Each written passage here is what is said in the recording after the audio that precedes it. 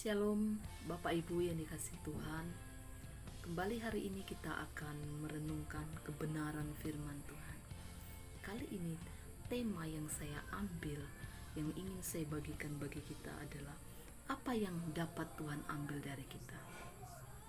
Dalam Ayub 1 ayat 20-22 dikatakan, Tuhan yang memberi, Tuhan yang mengambil, terpujilah nama Tuhan. Nah, Tuhan dapat mengambil segala sesuatu yang kita miliki secara materi, seperti pengalaman Ayub di bawah kolong langit, bahkan di atas bumi ini. Bapak Ibu dikasih Tuhan, tidak ada satupun yang bersifat kekal. Beberapa orang tertentu kalau barangnya rusak suka menggunakan bahwa kata-kata penghiburan bahwa segala sesuatu yang berada di bumi ini adalah sesuatu yang fana, tidak ada yang kekal.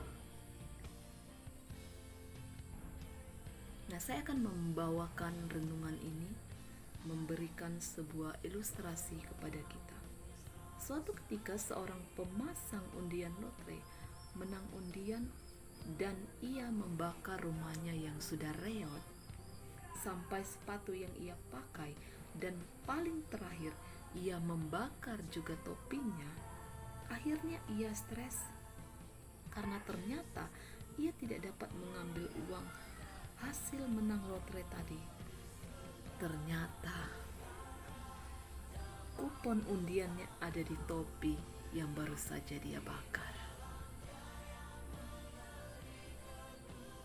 Nah, dalam ilustrasi ini dikatakan bahwa walaupun dia memenangkan undian, tetapi ia tidak mendapatkan apa-apa, karena sesuatu yang sangat menentukan lotre tersebut berada di topi yang dia bakar.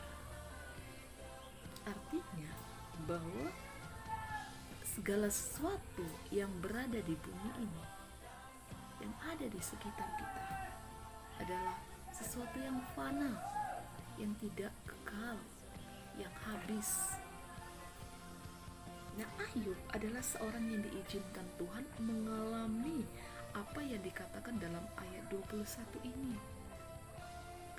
Tuhan yang memberi, Tuhan yang mengambil, terpujilah nama Tuhan. Dalam bahasa Ibrani dikatakan seperti ini: Yehova Natan, Yehova Lakak, Baruk Beshem Yehova. Nah, dalam kehidupan ini saudaraku, ada beberapa hal yang dapat dan tidak dapat diambil kembali oleh Tuhan dari kita. Nah, apa saja yang dapat diambil oleh Tuhan dari kehidupan kita? Dan apa saja yang tidak dapat diambil Tuhan dari kehidupan kita? Nah, ada beberapa hal yang perlu kita renungkan, kita ketahui. Yang pertama adalah hal-hal yang dapat diambil oleh Tuhan kembali dari kehidupan kita adalah talenta. Dalam Matius 25 ayat 28 sampai 30, perumpamaan tentang talenta. Tuhan dapat mengambil kembali talenta yang kita miliki, kemampuan yang kita miliki, kemahiran yang kita miliki, kecakapan yang kita miliki, jika kita tidak menjalankannya atau mengembangkannya. Perumpamaan tentang talenta.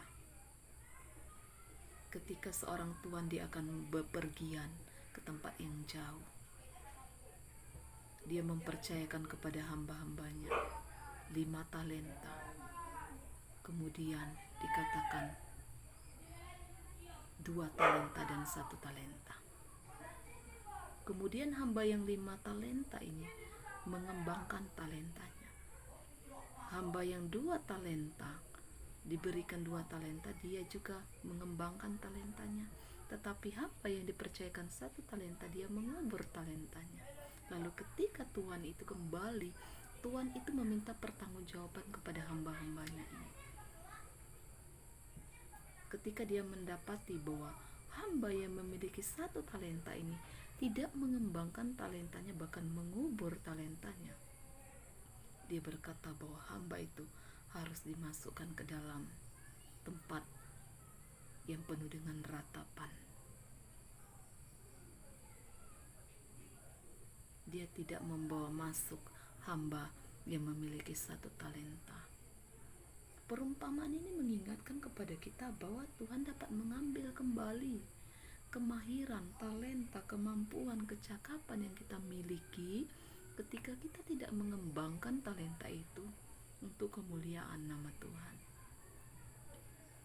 Oleh karena itu saudaraku, ketika Tuhan mempercayakan kepadamu talenta, mari kembangkan talentamu untuk melakukan yang terbaik bagi Tuhan. Talenta di sini tidak hanya berbicara tentang kemampuan untuk bernyanyi, menjadi WL, kemudian pemain musik, kemudian pengkhotbah yang hebat. Tidak, saudaraku. Talenta yang Tuhan maksudkan di sini adalah kemampuan yang Tuhan berikan kepada kita untuk mengembangkan diri kita, sehingga kita dapat memberkati orang banyak. Ketika engkau memiliki talenta menasehati, kembangkan, sehingga engkau boleh menjadi berkat bagi orang di sekitarmu. Ketika engkau memiliki talenta untuk memberi, kembangkan sehingga engkau boleh memberkati banyak orang. Ketika engkau memiliki talenta bernyanyi, mari bernyanyilah, berlatihlah memberikan yang terbaik bagi Tuhan. Ketika engkau memiliki talenta yang lain, kembangkanlah sesuai dengan apa yang Tuhan percayakan.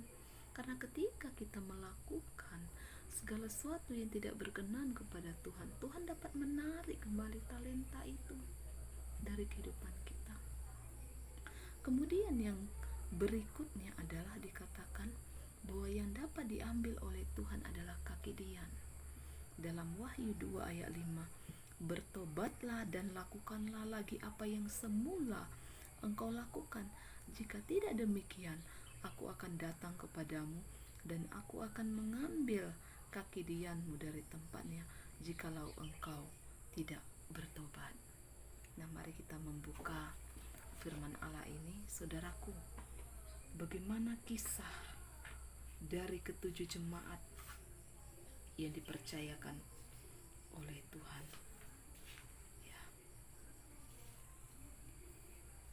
Dalam Wahyu 2 ayat 5,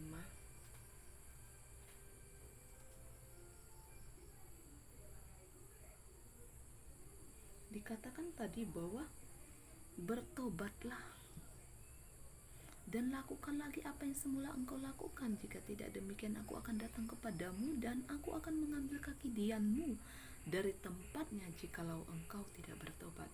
Peringatan ini Tuhan tujukan kepada jemaat yang ada di Efesus. Nah, hari ini Tuhan menegur setiap kehidupan kita. Ketika kita tidak sungguh-sungguh kepada Dia, maka Tuhan dapat mengambil kaki Dian ini dari setiap kehidupan kita. Nah, kaki Dian atau menorah adalah tanda kehadiran Allah.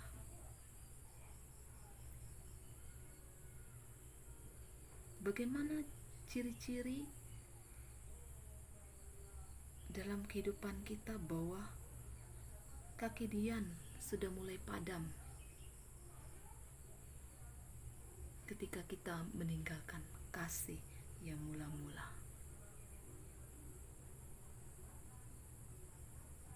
Dulu kita sangat berapi-api kepada Tuhan. Dulu sangat kita bersemangat untuk menyembah Tuhan. Tetapi ketika kita mulai sibuk, ketika kita mulai banyak aktivitas, bahkan ketika kita mulai aktif di dalam pelayanan, kita mulai kendor untuk datang kepada Tuhan. kita mulai tidak pernah lagi berdoa. Nah, inilah yang dikatakan bahwa kita mulai meninggalkan kasih yang mula-mula itu. Nah, firman Tuhan mengatakan kalau kita tidak bertobat, tidak kembali kepada kasih mula-mula, Tuhan akan mengambil kaki dian itu dari setiap kehidupan kita. Allah tidak lagi hadir di dalam setiap kehidupan kita. Lampu atau lentera di dalam setiap kehidupan kita sebagai bukti bahwa Allah hadir dalam kehidupan kita tidak ada lagi ketika kita meninggalkan kasih yang mula-mula.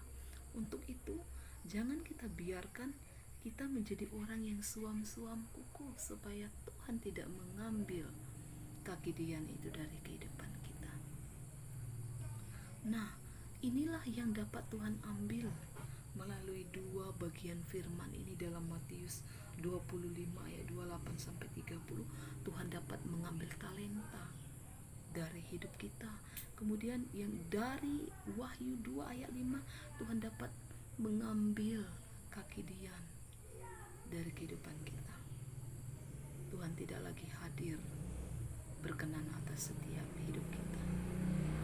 Nah, ada bagian yang tidak dapat diambil dari kita. Mari kita melihat di dalam Lukas 10 ayat 38 sampai 42. Saya akan membacakan ayat yang terakhir. Dikatakan seperti ini, saudaraku. Maria telah memilih bagian yang terbaik yang tidak dapat diambil daripadanya. Maria telah memilih bagian yang terbaik. Apa itu bagian terbaik yang dipilih oleh Maria? Yang pertama adalah dia duduk di kaki Tuhan. Ketika engkau memiliki persoalan, apakah engkau memilih untuk duduk di kaki Tuhan? Apakah engkau memilih untuk mendengarkan Tuhan berbicara? Dan yang berikutnya adalah bagian yang terbaik yang dimiliki oleh Maria, terus mendengarkan perkataan-perkataan Tuhan. Nah, bagaimana kita untuk bisa mendengarkan perkataan Tuhan? Yaitu dengan membaca dan merenungkan firman Tuhan. Di dalam Mazmur dikatakan, renungkanlah firman itu siang dan malam, sehingga firman itu berkuasa di dalam setiap kehidupan kita. Nah, inilah yang tidak dapat diambil dari Tuhan. Inilah yang tidak dapat diambil Tuhan dari kita ketika kita hidup di dalam perkenanannya, ketika kita hidup di dalam firman Tuhan. Kalau kita selalu duduk di kaki Tuhan, bertanya, Tuhan, apa yang harus aku kerjakan? Ketika kita terus mendengarkan perkataan Tuhan melalui merenungkan firman itu siang dan malam. Saudaraku, kiranya firman ini memberkati hidup kita. Bagi setiap kita yang mendengarkan renungan ini, apa yang dapat diambil Tuhan dari kita ketika kita tidak setia, ketika kita meninggalkan Dia, ketika kita meninggalkan kasih yang mula-mula? Tuhan dapat mengambil talenta kita, Tuhan dapat mengambil kaki dian. Oleh karena itu, supaya bagian ini tidak diambil daripadamu, mari pilihlah bagian yang terbaik yang tidak dapat diambil tadi. Kita duduk di kaki Tuhan, kita mendengarkan Dia berbicara bagi setiap kehidupan kita tiap-tiap hari. Tuhan Yesus memberkati kita semuanya. Shalom.